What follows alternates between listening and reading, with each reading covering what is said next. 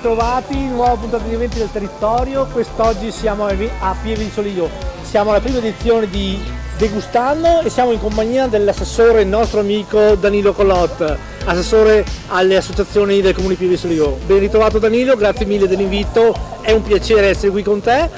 Si riparte dopo questo periodo di ferma, ma l'amministrazione comunale con la Proloco sempre in prima linea, avanti tutta.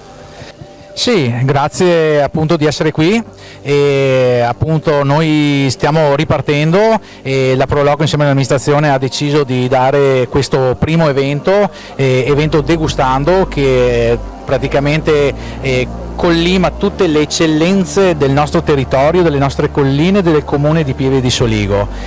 Abbiamo cercato di fare una cosa molto intima, molto delicata, molto di elite, per esaltare appunto tutto ciò che il nostro territorio, non solo Comune di Pieve. Questa edizione diciamo più ristretta riguarda il Comune di Pieve, però poi è allargata anche a tutto il quartiere del Piave nel futuro, pensando di fare un evento ancora più grande, più cospicuo e più piacevole.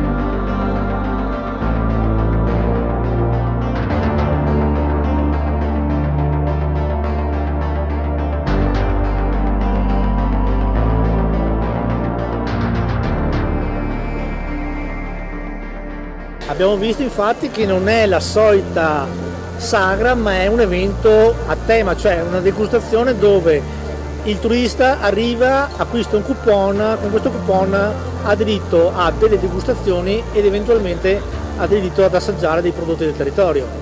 Esatto, è una cosa molto particolare, fatta di nicchia e di elite, nel senso abbiamo delle degustazioni, quindi non è proprio una sagra o una mostra, è un qualcosa che si affianca e che dà, come dire, questo principio di degustazione, di amore per il nostro territorio, per far capire le coltivazioni quanto sono difficili e laboriose nelle nostre colline, tutte fatte a mano, quindi la fatica e il sudore per arrivare a questo prodotto, che è un prodotto di eccellenza massima.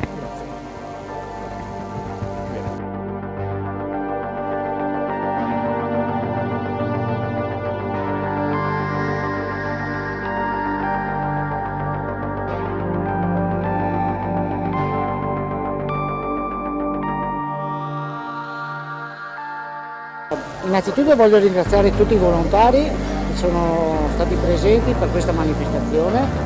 Diciamo che dopo Covid ripartire non è stato facile, non è facile riportare di nuovo da casa i volontari per darci una mano a queste manifestazioni.